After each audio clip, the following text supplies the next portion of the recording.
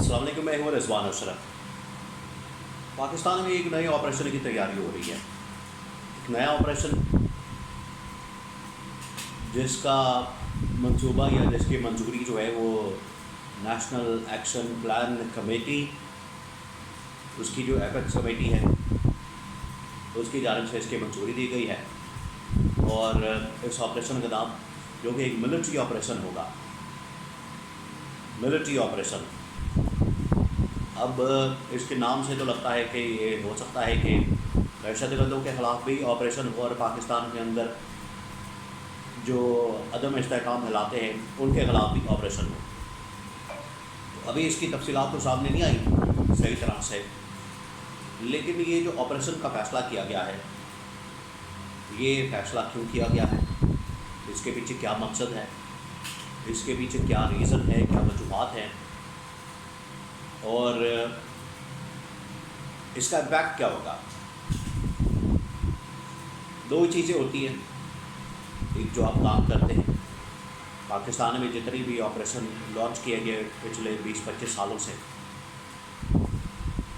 تو دیکھنا پڑے گا کہ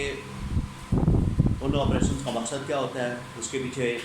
وجہ کیا ہوتی ہے، اس کے پیچھے کہانی کیا ہوتی ہے، بیک گراؤنڈ کیا ہوتی ہے، اس کے بنیاد کے اوپر آپریشن پہ لانچ کیا جاتا ہے، اور اس کے بعد اس کے اثرات کیا ہوتے ہیں۔ ابھی تو ہم کامیابی اور ناکامی کی تو بات ہی نہیں کر رہے کہ آپریشن کامیاب ہوتا ہے، ناکام ہوتا ہے، کامیاب نہیں ہوتا،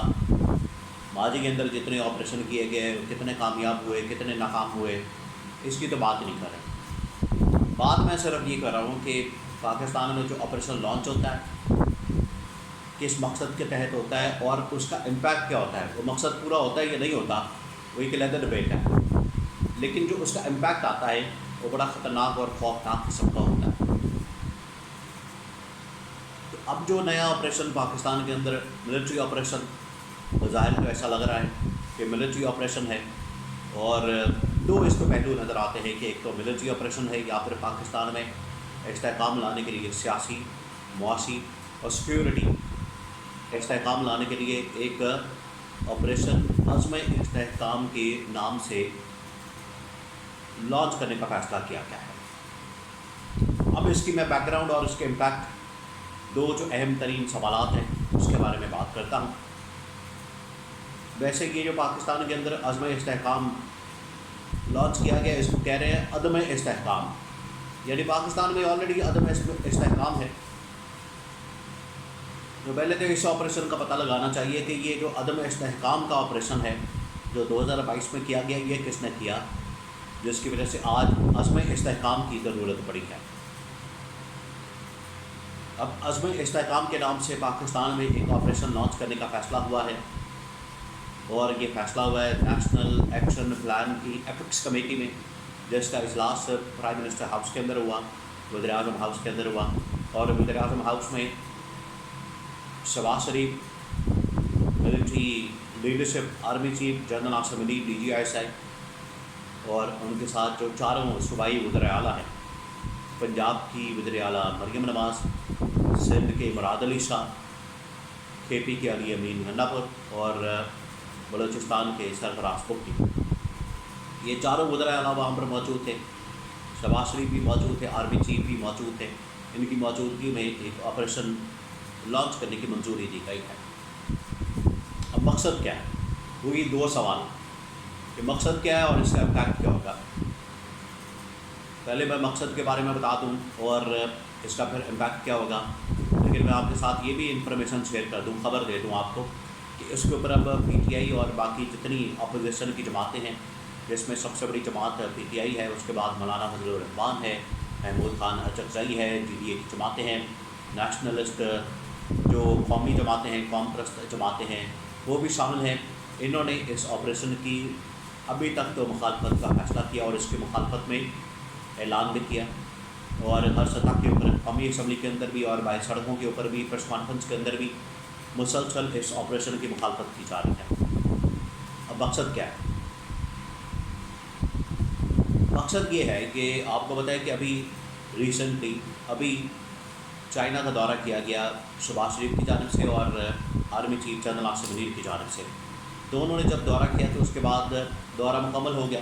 انہوں نے وہاں پر جن خدشات کا اظہار کیا، اس میں سیاسی پاکستان کے اندر سیاسی عدم استحکام اور سیکیورٹی کا عدم استحکام، جس کی وجہ سے معاشی عدم استحکام آتا ہے. پھر انہوں نے اپنا ایک وزیر بھیجا کہ آپ جائزہ لیں انویسٹمنٹ کے حساب سے، پورا ایک ڈیلیگیشن بھیجا. اور اس کے جو سربراہ تھے، وہ جو منسٹر انویسٹمنٹ کے، انہوں نے آ کے پاکستان کی عوام کے سامنے یہ مقدمہ رکھا کہ یہاں پر سیاسی عدم استحکام اور سیکیورٹی عدم استحکام کی وجہ سے پاکستان میں انویسٹمنٹ نہیں کی جا سکتی، اور ہم اپنے اتنی دیر تک یہاں پر جو سی پیک پروجیکٹس ہیں وہ شروع نہیں کریں گے جتنی دیر تک ہمیں سیکیورٹی کی گارنٹی نہیں مل جاتی اور سیاسی استحکام بھی نہیں آ جاتا. اور یہ بات کسی ایک ملک کی جانب سے نہیں کی گئی، تمام ممالک کی جانب سے. اس کے اندر سعودی عرب بھی شامل ہے، یو اے ای بھی شامل ہے، کویت بھی شامل ہے، ایون کہ آئی ایم ایف بھی شامل ہے، عالمی ورلڈ بینک بھی شامل ہے،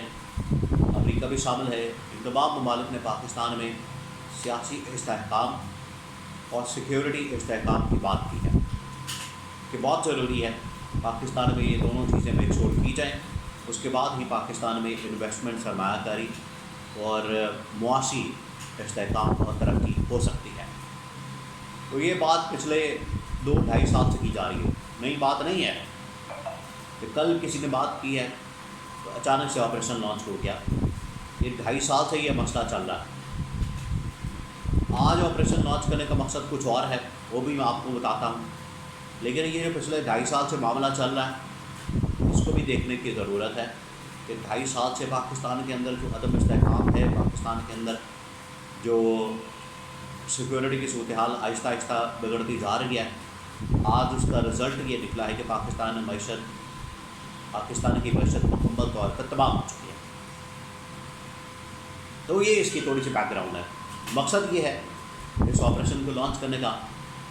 کہ پاکستان میں استحکام لانے کے لیے، سیکیورٹی استحکام،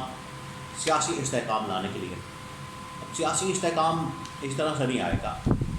زور زبردستی کے ساتھ. سیکیورٹی کا جو استحکام ہے وہ تو ٹھیک ہے، چلیں دہشت گردوں کے خلاف آپ آپریشن لانچ کریں کے پی کے اندر. اور آپ کو بتایا ابھی یہ 2-3 دن پہلے سوات کے اندر بڑا ایک خوفناک قسم کا واقعہ پیش آیا، جہاں پر ایک بندے کو زندہ جلا دیا گیا، اسے زندہ مار دیا گیا. توہین مذہب کا الزام لگا کر کہ اس بندے نے توہین مذہب کی ہے یا توہین قرآن کی ہے. اگر کسی نے کی ہے تو اس کا ثبوت بھی ہونا چاہیے. اگر کسی نے ایسا کچھ کیا ہے اس کے شواہد بھی سامنے رکھنے چاہیے تاکہ پتہ لگ سکے کہ اس بندے نے